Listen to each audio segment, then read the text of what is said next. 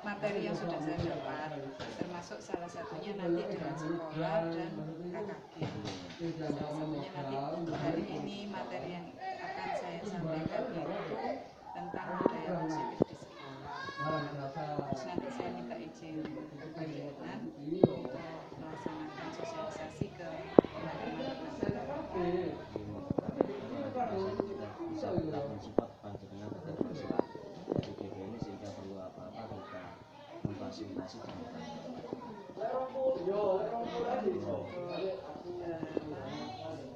apa istilahnya izinnya sudah diberikan. Nanti untuk yang KKG mungkin juga saya minta tolong Panjenengan untuk mengizinkan pensiunan desa. Pak Didi nanti kita menghubungi Pak Didi nanti otomatis kan ada kegiatan KKG nanti otomatis koordinasi dengan ketua KKG. Nanti dari KKG nanti memberikan waktu terkait masalah pensosialisasian tentang aksi ya. Nanti kita merapat dengan ketua gugus terkait masalah ini otomatis di bulan-bulan ini jelas ada namanya KKG sekaligus pembinaan. Itu mungkin jangan nanti bisa menyampaikan sosialisasi tentang aksi. Itu saja Pak, terima kasih.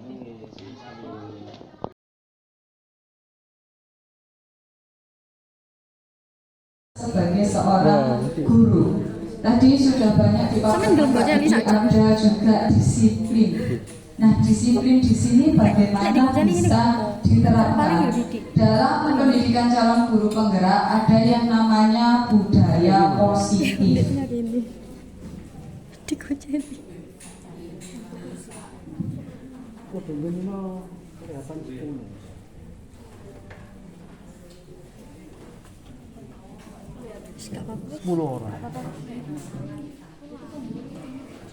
Bapak Ibu, sebelum saya memulai mengenai budaya positif, saya minta panjenengan semua berdiri. Ini bukan ice breaking, tapi nanti ada kaitannya dengan budaya positif. Jadi saya mohon panjenengan semua berdiri, saling berhadapan dengan rekan sesama satu mejanya. Oke. Kalau tidak ada bisa bertiga, nanti gantian. Nah, di depan itu ada gambar tangan mengepal, bisa dilakukan salah satu dari panjenengan dulu, siapa duluan. Kemudian yang tidak mengepalkan tangan itu bisa mencoba atau berusaha untuk tangan temannya biar bisa terbuka. Bagaimana caranya? Dan teman yang mengepalkan tangan itu boleh membuka, boleh menggenggam sekeras-kerasnya, terserah. Nah, pokoknya bagaimana caranya yang tidak mengepal itu berusaha. Mau nanti dititipin, mau nanti diberi uang ya, mau nanti diajak makan-makan. Second ya, saya mulai dari sekarang gantian menggenggamnya dulu. Siapa yang menggenggam? Yang tidak menggenggam berusaha membuka genggaman tangan temannya. Monggo, silakan bisa dengan cara apapun ada yang bisa. Oke, hitung 1, 2, 3, 4, 5. Oke, sekarang gantian. Temannya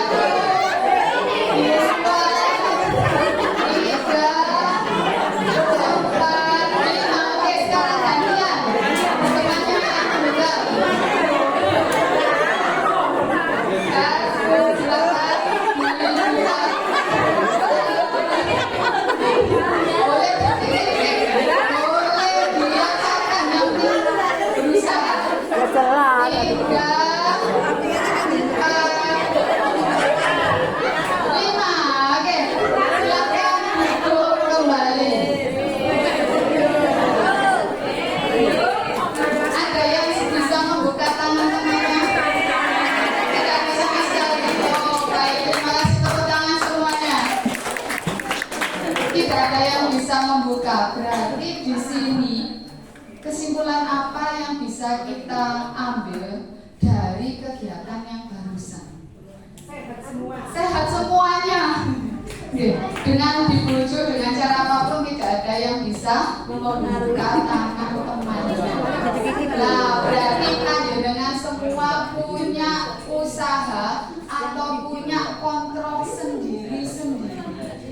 sehingga orang lain itu sulit untuk mempengaruhi. Nah, di sini berkaitan dengan budaya positif untuk membentuk disiplin siswa.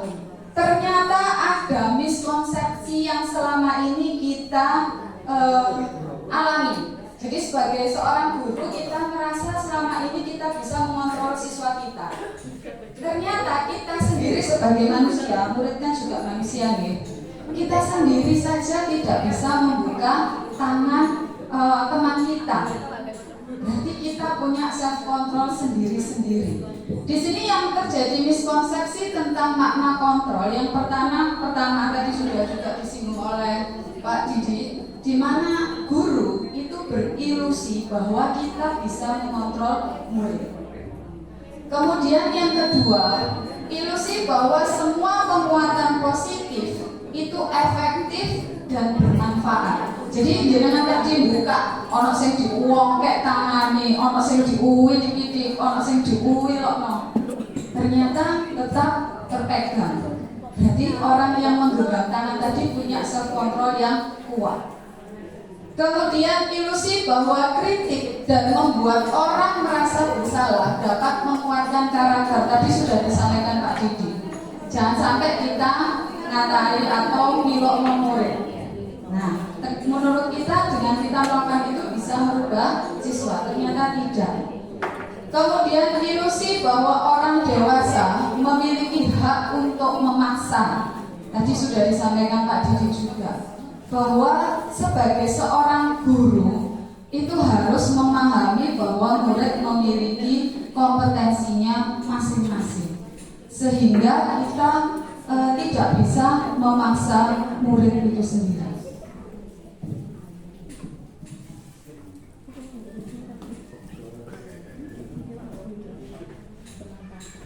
Nah, di sini tadi disampaikan berkaitan dengan hukuman. Nah, di pendidikan calon guru penggerak di situ ada hal-hal yang dikaitkan dengan kalimat positif atau budaya positif. Jadi ketika kita membuat sebuah kesepakatan dengan murid itu hendaknya membuat istilah atau kalimat berkonotasi positif.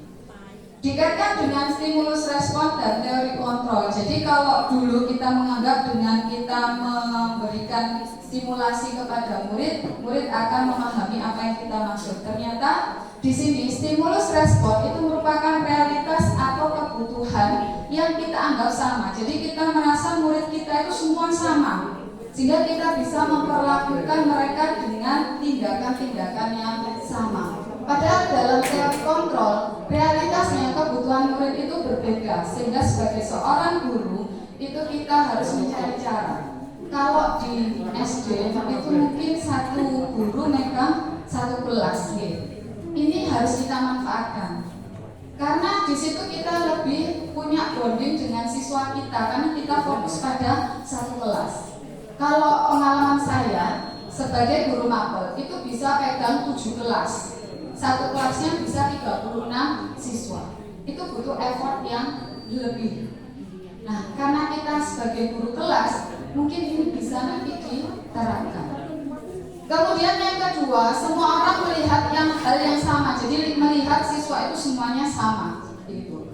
Kemudian kita mencoba mengubah orang agar berpandangan sama dengan kita. Kita berharap murid kita itu nurut sama kita.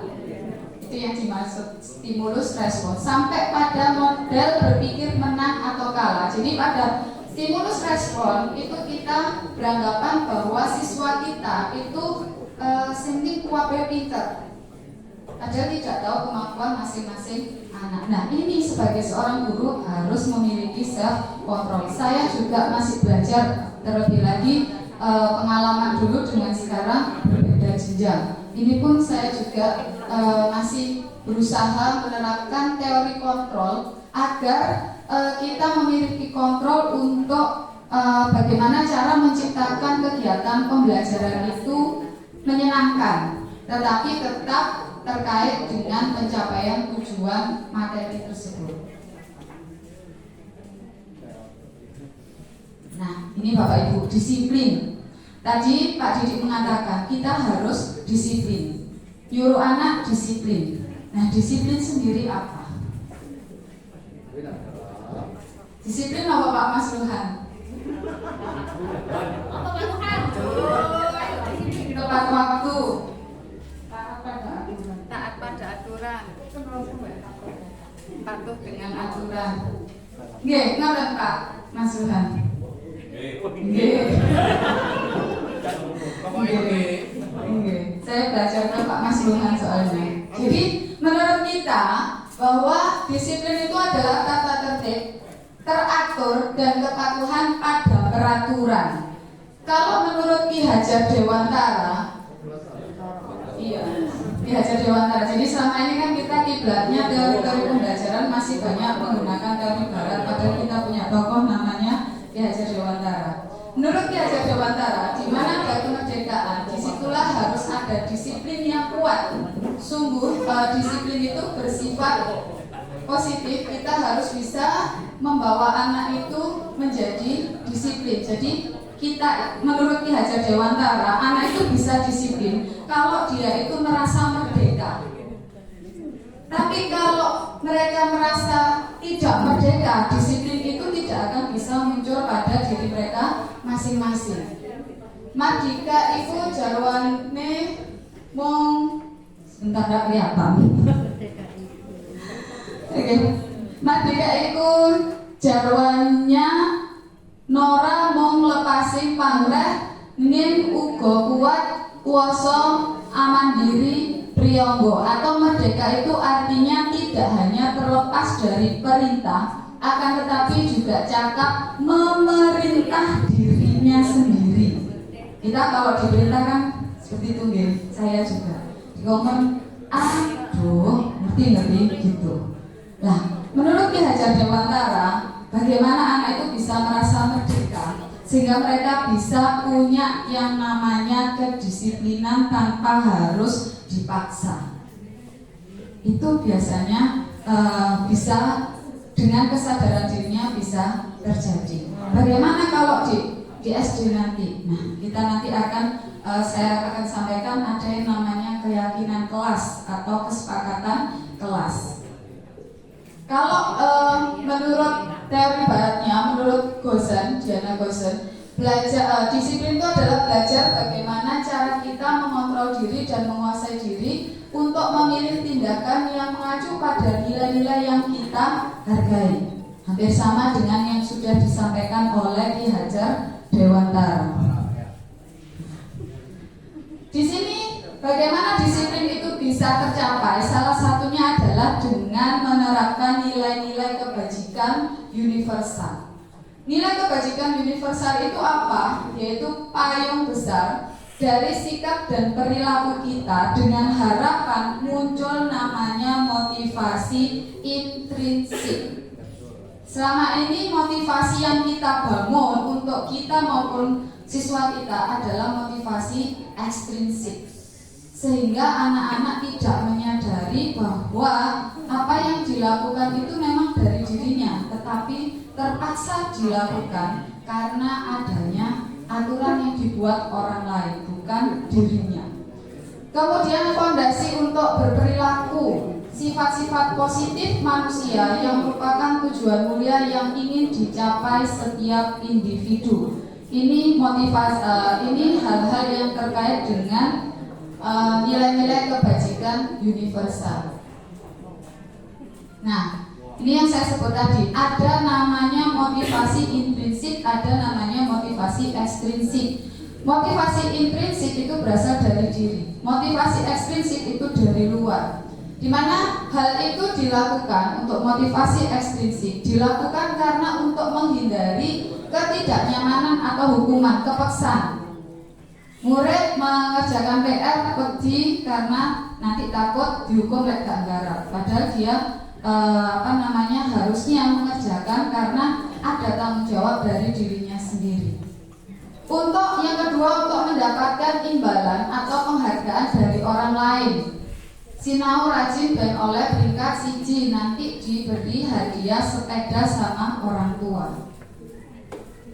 Kemudian yang ketiga, mereka melakukan suatu hal untuk menjadi orang yang mereka inginkan. dan menghargai diri sendiri dengan nilai-nilai yang mereka percaya. Ini untuk nilai intrinsik.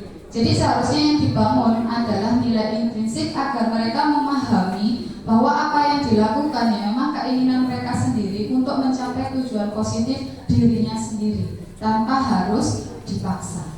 Itu untuk motivasi. Jadi selama ini pun saya juga baru tahu bahwa motivasi ekstrinsik itu yang ternyata selama ini kita lakukan. Yang intrinsik itu jarang kita lakukan. Bagaimana untuk membentuk intrinsik tadi? Oke. Oh, nanti ini saya punya bisnis, nanti jenengan bisa kerjakan di rumah sendiri untuk membedakan antara yang namanya hukuman, kemudian teori kontrol, dan ada namanya restitusi. Saya baru tahu ternyata apa yang selama ini saya lakukan itu tidak sesuai dengan cita-cita Ki Hajar Dewantara berkaitan dengan pendidikan. Nanti saya bagikan di grup WA. Nah ini yang pertama adalah hukuman, konsekuensi, dan restitusi.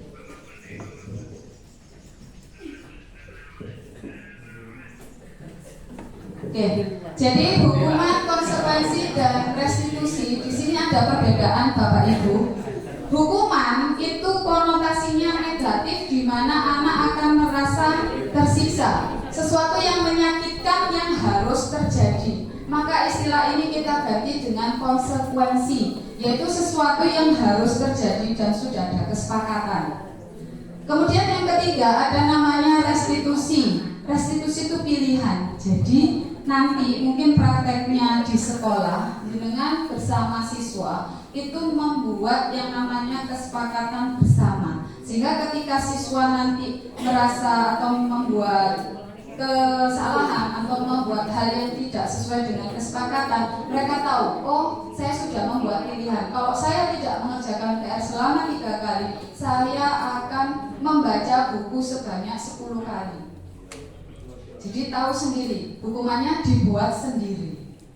Kemudian yang kedua, tidak nyaman untuk murid karena hukuman ini terkesan negatif tadi, sehingga murid merasa tidak nyaman dan akan mempengaruhi baik itu jangka pendek maupun jangka panjang. Seperti motivasi tadi, motivasi ekstrinsik itu bisa terjadi terus-menerus, bisa terjadi saat itu. Misal, ketika kita memberikan penghargaan kepada siswa karena nilainya 100 atau peringkat 1, maka untuk melakukan hal positif lainnya, dia akan mencari yang ada hadiahnya. Maka di sini untuk budaya positif yang pertama kita caranya adalah membangun disiplin itu atau motivasi itu dari dalam diri siswa. Kemudian yang kedua, murid yang restitusi ini saya tekankan di restitusi karena sangat baru untuk saya. Kemudian menguatkan untuk murid atau anak dalam jangka waktu panjang. Jadi Bapak Ibu, hukuman itu biasanya sifatnya bisa jangka pendek atau bisa jangka panjang. Karena hukuman itu ditentukan oleh orang lain, bukan dirinya sendiri. Kalau konsekuensi pun itu sama. Jadi konsekuensi meskipun anak diajak untuk membuat kesepakatan, tapi jangkanya itu masih jangka saat ini, belum benar-benar menyadari apakah yang dipilih itu tadi bisa bermanfaat untuk jangka panjang. Tapi kalau yang restitusi itu memang tujuannya dibuat adalah untuk jangka panjang tujuannya. Contoh, mungkin panjenengan sering lihat di TikTok, perbedaan pola asuh anak Barat dengan Indonesia. Misal, buat kue ibunya ditumplekno guloni. Gimana kalau ibunya orang Indonesia? Sama saya juga. Aduh, enggak, aku sih melo ae ngoten nggih. Tapi kalau di luar negeri, it's okay baby. Ya, kayak gitu. Jadi bahasa-bahasa yang digunakan itu lebih indah gitu. Kalau katanya Pak Didi itu jangan sampai punya intonasi tadi keras. Sulit memang. Saya lebih seperti saya yang punya kebiasaan ngomong keras, nggak ngomong aja seperti itu karang, apalagi kalau ngomong. Kemudian yang terakhir, hukuman itu dibuat guru, konsekuensi dibuat oleh guru dan murid. kolaborasi, tetapi masih ada unsur gurunya. Tapi kalau restitusi full dibuat oleh murid, itu restitusi. Nanti ada contohnya bagaimana sih restitusi itu, karena memang benar-benar baru. Dan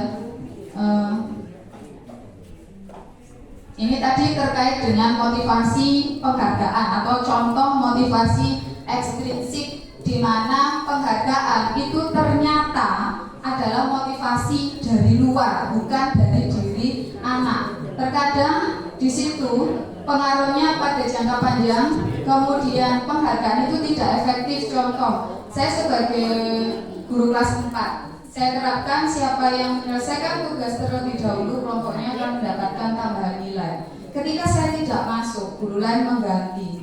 Mereka nampak tidak antusias. Ternyata penghargaan itu ada dampak negatifnya, yaitu menjadi tidak efektif jika tidak dilakukan oleh orang yang biasa kita kenal. Kemudian penghargaan dapat merusak hubungan. Ibu biasanya ngomong lah klik siji ditukokno sepeda. Waktu naik kelas 2 ternyata ibu pas gak duwe. Nah, yes. Jadi anak itu jadi gelo karena mengharapkan penghargaan tadi, bisa merusak hubungan anak dengan orang tua. Sampai pada motivasi dalam diri tadi yang ingin dimunculkan.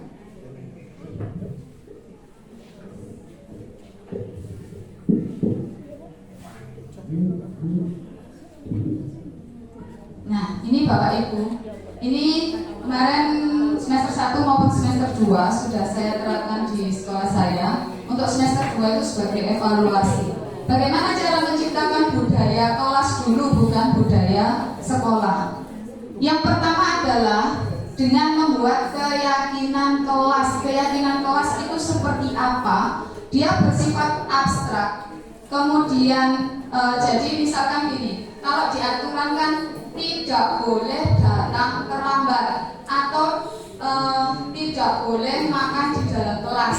Jadi rinci. Kalau keyakinan kelas misalkan menghargai teman, abstrak ya, maknanya banyak. Menghargai teman itu seperti apa? Ndak ilo-iloan jenenge wong tuane, ndak nyere, nggak pinjam sembarangan peralatan temannya atau lain hal. Jadi tidak rinci. Itu yang membedakan dengan peraturan yang biasa kita buat. Kemudian keyakinan kelas berupa pernyataan yang universal. Pernyataan keyakinan kelas senantiasa dibuat dalam bentuk yang positif. Sekarang kan sering ya para psikolog mengatakan tidak menggunakan kata jangan, tidak boleh, diganti dengan hal-hal yang positif. Misal, tidak boleh datang terlambat. Datang 10 menit, 10 menit sebelum bel. Itu yang dimaksud di sini dengan kata yang positif. Keyakinan kelas hendaknya tidak terlalu banyak sehingga mudah diingat dan dipahami oleh semua warga kelas. Kemudian keyakinan kelas sebaiknya sesuatu yang dapat diterapkan di lingkungan tersebut dan semua warga kelas hendaknya ikut berkontribusi dalam pembuatan keyakinan kelas. Nanti di sekolah panjenengan bisa mengajak siswa untuk sama-sama membuat keyakinan kelas. Sebentar.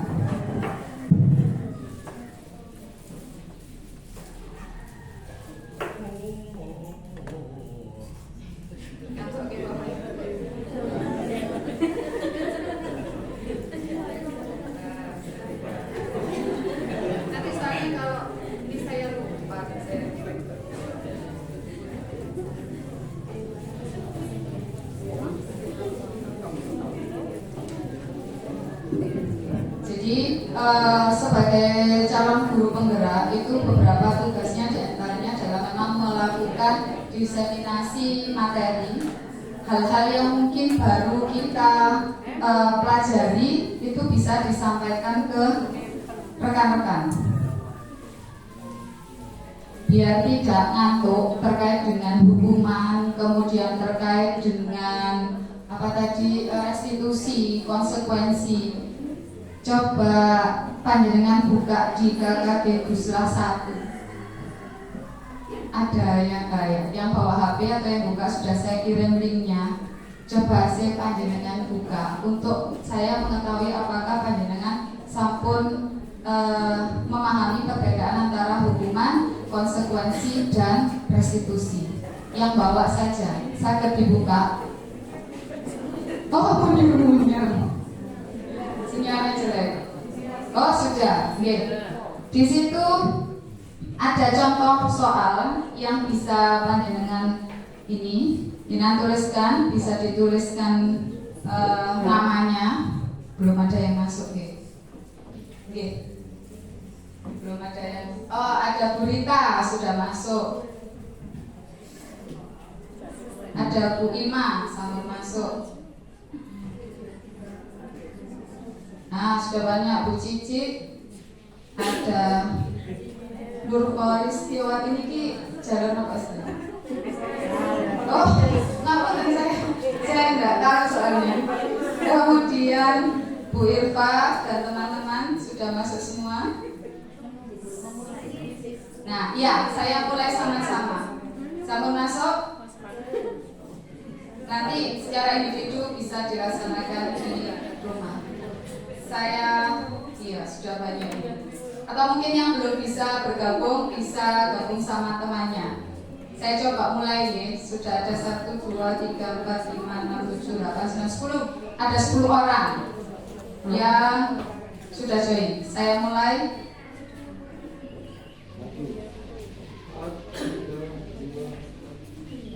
Sudah saya mulai, monggo bisa dilihat untuk soalnya. Sinyalnya enggak ini memang tidak jelas.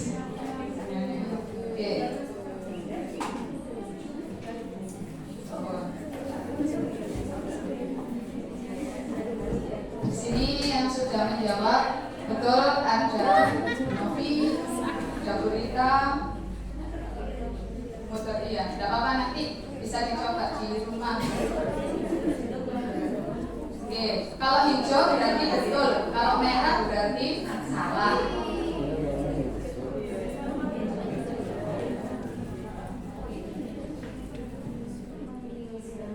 Karena ini di lantai 1 juga, jadi di atas ada biasanya sinyalnya susah untuk masuk.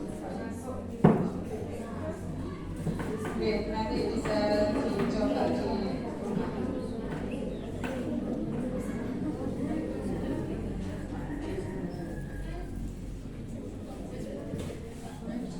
Pak Andres istimewa waktu semua Pak Andres.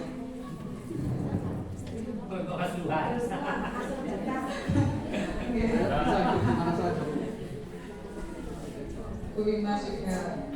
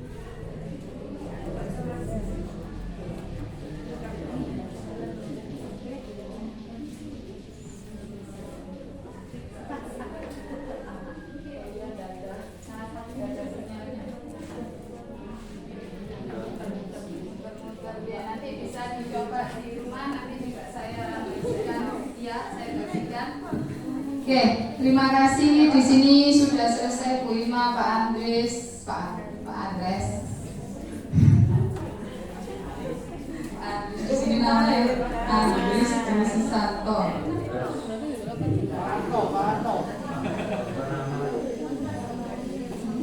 Sabun.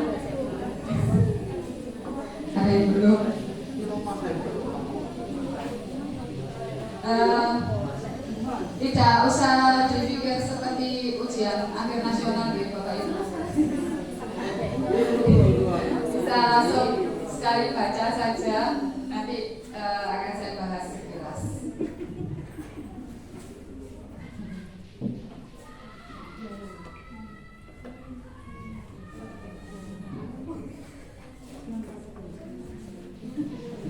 Monggo.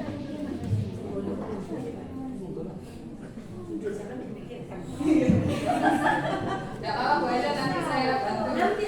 Saya kirim lagi.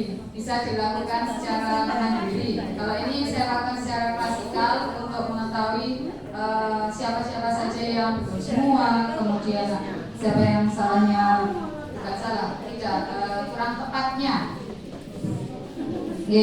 Saya akhiri ngapunten meskipun ada yang belum karena perutnya bulan sudah. Lah itu saya akhiri. Terima kasih. Mohon maaf saya akhiri. Nah, tadi yang sudah selesai ada pertanyaan.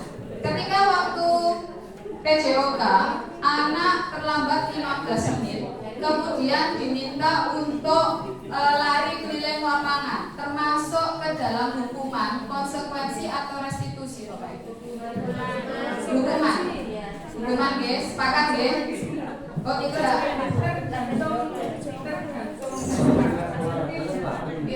Sebelum itu guru PJOK sudah menyampaikan, jika anak-anak nanti terlambat, konsekuensinya ini. Bagaimana anak-anak setuju atau tidak?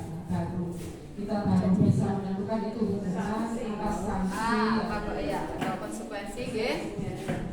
Jadi salah satu rekan kita menjawab adalah bukan hukuman, tapi tadi ada juga yang hukuman.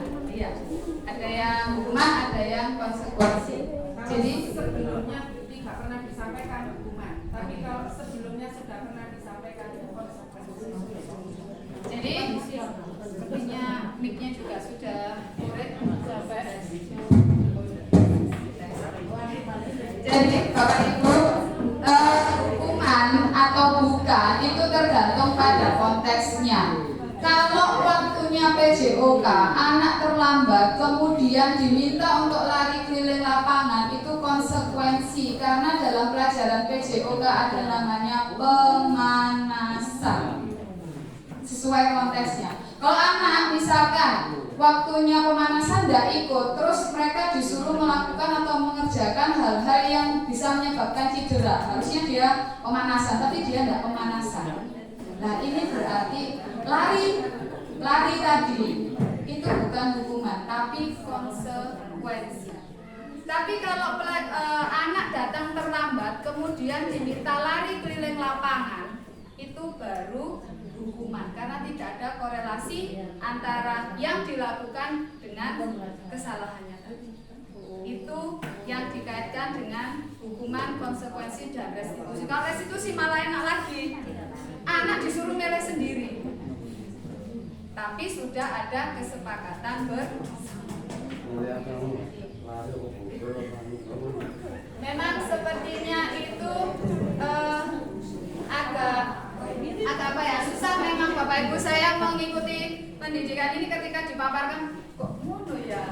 Padahal selama ini kan kita mikirnya apa yang kita lakukan sudah betul. Nah, iya, cuma nggak tahu namanya gitu ya. Jadi di sini kenapa ada istilah restitusi, konsekuensi, hukuman restitusi, karena kebutuhan dasar manusia itu berbeda-beda. Kebutuhan dasar manusia itu ada 5. Yang pasti ada survival, yaitu upaya untuk mempertahankan diri. Bagaimana kita bisa survive di lingkungan apapun. Termasuk yang saya lakukan sekarang, berdiri di depan panjenengan, salah satu bentuk kebutuhan dasar saya. Bagaimana saya bisa menyampaikan saya harus survive, meskipun saya belum pernah ngomong di hadapan panjenengan. Kemudian belonging, cinta dan kasih sayang. Nah, tadi ketika kita misalkan ada siswa itu ternyata di rumahnya tadi katanya ibu pengawas dia dipukul seperti hewan. Ketika itu dilakukan hukumannya di sekolah sama, yang efek kan yang dia butuhkan adalah kasih sayang. Nah, kemudian power, penguasaan. Ada siswa tadi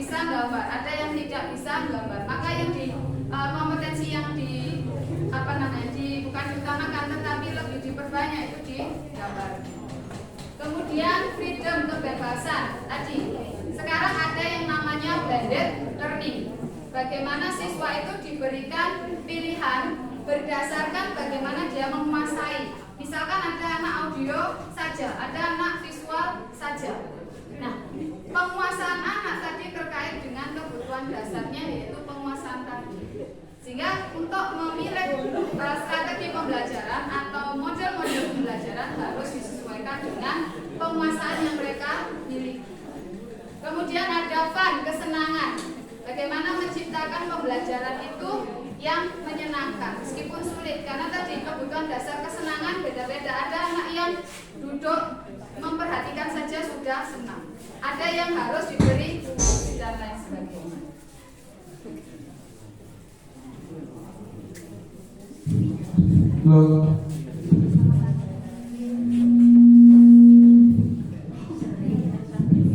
Nah, ini adalah contoh Bapak Ibu. Ibu guru bilang aku tidak boleh bersenandung sewaktu mengerjakan tugas. Katanya kelas harus tenang, tidak ada suara, kan nggak seru jadinya. Ini merupakan kalimat yang menunjukkan kesenangan. Ibu guru bilang nggak boleh bersenandung. Tetapi keyakinan kelasnya bagaimana? Dikembalikan. Jadi untuk mengingatkan itu dikembalikan lagi. Di keyakinan kelas itu ada enggak keyakinan yang dibuat bersama terkait dengan ketertiban yang ada di kelas. Kemudian ibu guru tidak menyapaku hari ini, padahal aku pakai jepit baru loh. Iya, jadi banyak kan ya anak kita yang istilahnya ingin diperhatikan. Karena apa? Dia butuh kasih sayang dan rasa diterima. Aku bosen, masa pelajarannya cuma gitu-gitu aja. Dengerin ibu guru. Kira-kira kebutuhan anak ini apa? Kesenangan, kasih sayang, mempertahankan diri, penguasaan, atau apa? Tadi kan ada ini ya, cinta kasih, belonging, power, penguasaan, freedom, kebebasan, survival, mempertahankan diri, fun, kesenangan. Nah, aku bosen, fun, ternyata bosen. Itu kebutuhan dasar, kebebasan. Aku sebel gambarku tidak rapi, malah ibu guru nunjukin ke teman-teman, suruh guru mari duduk-duduknya.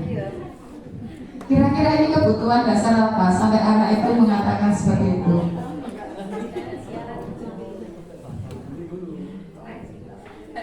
Penguasaan. Bagaimana penguasaannya? Gambarku tidak rapi. Dia berarti membutuhkan kebutuhan dasar berkaitan dengan penguasaan. Dia merasa nggak rapi. Nggak rapi ini berarti penguasaan dia terhadap objek yang sedang dia kerjakan. Terakhir, gaya ngomongnya Pak Zulfikar itu monoton sekali ya. Bosan jadi mendengarnya. Saya pikir tidak akan selesai-selesai ngomongnya begitu saja. Nggak ada cara lain ya untuk menyampaikan materi. Ini muridnya murid kritis sekali. Coba zaman dulu ditabok kan.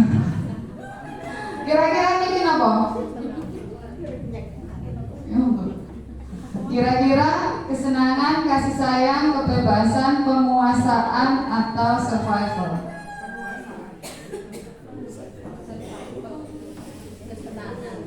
Monoton, berarti anak merasa dirinya terkungkungkan gitu. Nah, misalkan gurunya mungkin sesekali sambil menjelaskan sambil salto, mungkin karpet gitu. Mungkin.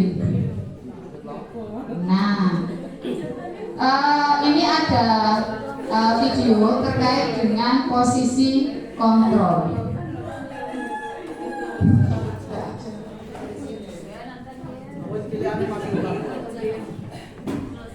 Ya, sambil saya berikan ilustrasi saja. Yang pertama ini ada seorang guru, di mana dia mengetahui bahwa siswanya terlambat datang ke sekolah. Nah, ekspresinya sama lihat deh. Esmosi. Delok muridnya kan kudu dipangan.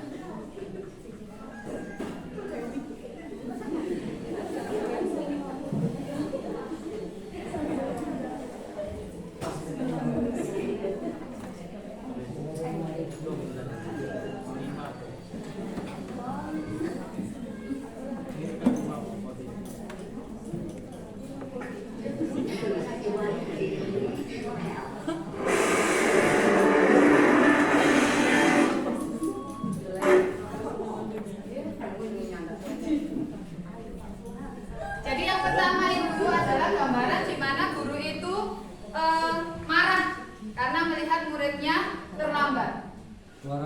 Kemudian yang kedua, ya nggak bisa, soalnya nggak bisa masuk. Nanti saya kira mas, saya kira.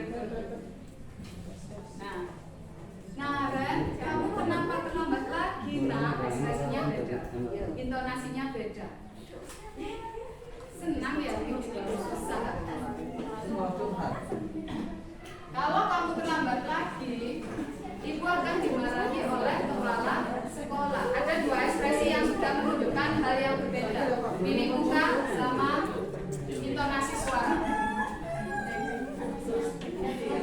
Kamu suka ya kalau ibu ditegur sama kepala sekolah? Nanti narennya bolak-balik sampai pegel. Karena ada 5 ekspresi yang berbeda. Saya agak cepatkan ya.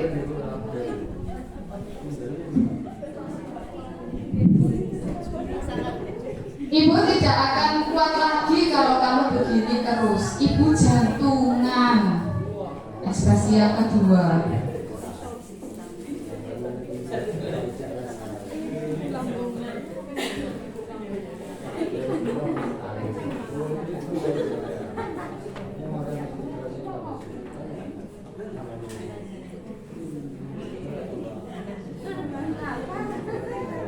Nah, ini ekspresi yang ketiga, di mana ekspresinya berbeda lagi.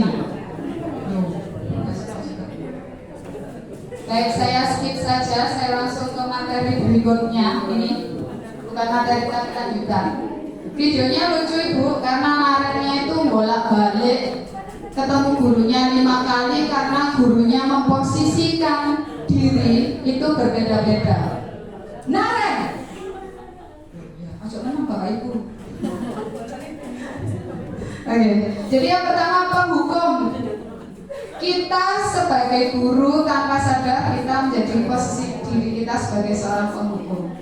Yang kedua, pembuat rasa bersalah. Contohnya tadi, kamu senang ya nak yo, gurunya ini dicelok kepala sekolah, gurunya ini jantungan, kok gak sakno ngono lho gurunya. Wes, arek ngombok-ngombok, tapi mana di badani mana. Yang ketiga, sebagai teman. Oke, Naren, kok telat sih kamu nak? Bisa jangan telat lagi yo. Anaknya nerima karena gurunya memposisikan diri sebagai teman, tapi tidak bertahan lama. Kemudian sebagai pemantau, dipanggil dengan halus, kemudian disampaikan apakah yang dilakukan tadi itu sesuai dengan keyakinan kelasnya atau sesuai dengan aturan sekolah atau tidak. Yang terakhir baru sebagai manajer, dia dipanggil kemudian diarahkan apakah sesuai yang dilakukan itu dengan keyakinan kelas yang sudah dibuat bersama. Kira-kira panjenengan di posisi 1, 2, 3, 4 atau 5? Semuanya pernah. Tahapan manajer saya belum. Tahapan manajer ini Bapak Ibu, anak tidak diberi hukuman. Dia terlambat hanya diberitahu saja sampai berulang-ulang kali. Saya masih belum sabar. Itu kalau saya. Tapi kalau di sini seperti Pak Mas Ruhan sudah ahlinya, sudah tahapan manajer. Kalau saya masih di tangga pertama.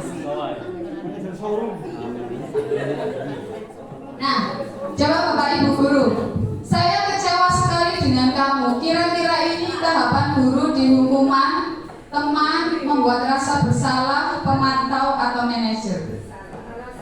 Merasa bersalah. Iya, betul.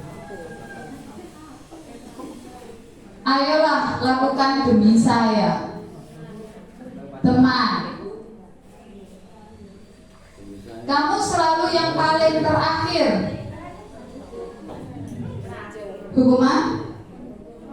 Teman. Penghukum. Gak rela lagi nggih.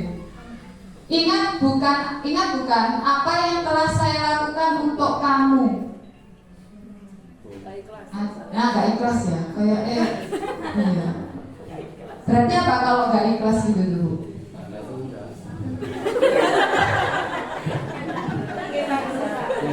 Iya, kayak ada timbal baliknya, aku gak bisa tolong sih. Iya.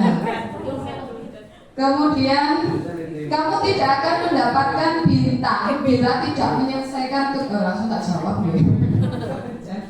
Pemantau, kamu tidak akan mendapatkan bintang bila tidak menyelesaikan tugas ini karena sebagai pemantau itu dia membuat aturan. Kemudian yang terakhir adalah apa rencanamu untuk menyelesaikan ini? Iya, manajer. Arek nggak dikasih hukuman, tapi disuruh menganalisa sendiri. Iya. Nanti mungkin sudah ada pertanyaan lah. Muridku SD, gila SMA, sama. Jadi ada nanti mungkin. Nah, ini yang sebentar. Jadi tahapan manajer itu tahapan di mana kita sudah menerapkan yang namanya restitusi. Jadi di situ tidak ada lagi istilah-istilah negatif atau konotasi negatif atau hal-hal yang menyakitkan siswa dan terkadang juga menyakitkan kita. Kadang kita mari ngukum arek kayak merasa bersalah. Nah, di sini tahapan manajer itu sudah masuk pada tahapan restitusi. Apa itu tahapan restitusi? Ini baru istilahnya, tapi mungkin sudah mendengar. Ada namanya segitiga restitusi atau segitiga yang menunjukkan hal-hal yang harus kita lakukan. Tadi sebenarnya ada video Bapak Ibu, video yang menunjukkan bagaimana pengaplikasian dari segitiga restitusi. Naren tadi. Kalau ada siswa seperti Naren tadi dalam segitiga restitusi, yang pertama dilakukan adalah menstabilkan identitas. Tidak langsung Naren, sini kamu. Tidak. Dipanggil dengan biasa atau bahkan tidak pada saat dia melakukan kesalahan. Misal anak terlambat, ya sudah langsung baris. Ketika istirahat dia baru dipanggil. Setiap orang pasti pernah melakukan kesalahan, itu kalimat yang bisa menjadi pembuka. Setiap orang pernah punya kesalahan. Sampeyan ojo wedi. Cerita opo sih? Itu yang pertama. Atau kamu bukan satu-satunya yang pernah melakukan ini. Kemudian setelah distabilkan identitas, di mana di situ psikologi anak sudah mulai tenang, baru validasi tindakan yang salah. Contoh kalimatnya, kamu tentu punya alasan mengapa melakukan itu. Atau adakah cara yang lebih efektif untuk mendapatkan apa yang kamu butuhkan. Jadi ketika ada dua anak berantem, jangan langsung menyalahkan si anak, terutama kalau anak itu troublemaker. Jadi sudah pasti dia salah. Ternyata kadang kan tidak ya. Meskipun dia troublemaker, dia punya sisi positif dalam dirinya. Yang terakhir adalah menanyakan keyakinan. Apakah yang kamu lakukan itu sesuai dengan yang kamu sampaikan kemarin waktu membuat keyakinan kelas. Kalau tidak, berarti konsekuensinya itu apa? Apa yang harus kamu lakukan untuk memperbaiki hal tersebut? Ini yang dimaksud dengan segitiga restitusi. Tahapannya sudah tahapan dewa. Saya tidak mampu mas ya, masih belajar. Jadi saya masih terkadang lebih ke arah konsekuensi. Kalau hukuman insya Allah di sini semua tidak ada. Anak telat suruh lari lapangan sudah tidak ada. Alhamdulillah, katanya Pak Didik tadi sudah tidak ada. Nah, terima kasih. Nanti untuk bagaimana cara kita melakukan keyakinan kelas, sebenarnya ada videonya, cuma karena audionya tidak bisa, nanti saya kirimkan ke panjenengan semuanya. Jadi keyakinan kelas itu seperti apa Bu? Yang saya lakukan pertama, saya meminta masing-masing siswa menuliskan hal-hal yang biasanya berupa peraturan atau yang biasanya dia inginkan, itu ditulis. Misalnya gak kelakon, solusinya apa? Saya suruh nulis pakai nama. Jadi kemudian kalau sudah ditempelkan di kertas besar gitu, apa namanya, kertas Buffalo gitu, kertas Manila, kertas Manila, sudah ada namanya. Ditanyakan kemudian, misal siswanya ada 30, pasti dari 30 itu ada beberapa yang sama. Kita buat simpulannya. Kalau sudah, kemudian apa yang dilakukan? Meminta mereka menandatangani bersama atau cap jempol kabeh. Baru kemudian ditempel di dinding kelas.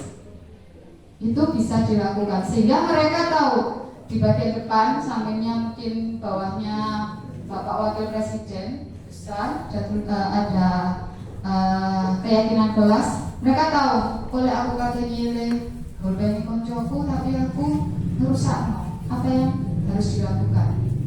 Itu ada, itu namanya keyakinan kelas.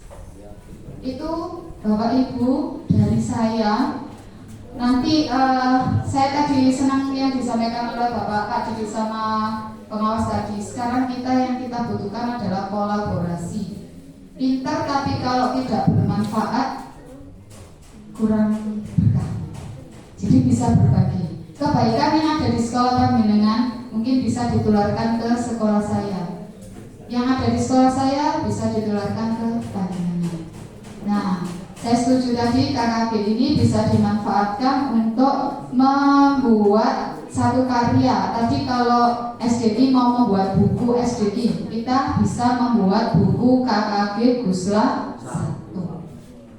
Nanti bisa dimotori Bapak Ibu guru, terutama Bapak Mas Lukan, sing kenal Pak Mas Lukan ya?